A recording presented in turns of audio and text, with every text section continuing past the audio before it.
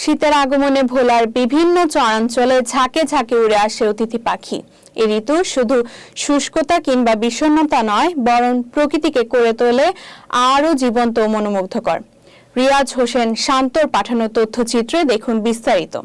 চর ফ্যাশনের বৃহত্তম ম্যানগ্রোভ বনাঞ্চল ঢালচর, কুকরিমুকরি এবং পর্যটন কেন্দ্র তারুয়া বিচে বসেছে পাখিদের মিলন মেলা। বিচিত্র প্রজাতির পাখির কলতানে মুখর হয়ে উঠেছে চারপাশ। তারুয়ায় বিস্তীর্ণ ৫ কিলোমিটার এলাকা জুড়ে শীতের সময় পাখিদের কলকাকলিতে এক নতুন প্রাণের সঞ্চার হয়। শীতের শুরুতেই এসব অতিথি পাখির আনাগোনা শুরু হয়। চরাঞ্চলের আকাশ জুড়ে দেখা যায় দল বেঁধে ওড়াউড়ি, খাবার সংগ্রহের ব্যস্ততা এবং পানির ওপর ভেসে বেড়ানোর অপরূপ দৃশ্য। ভোরবেলা কিংবা গোধূলি লগ্নে তাদের কিচিরমিচির শব্দ এক অনন্য আবহ তৈরি করে।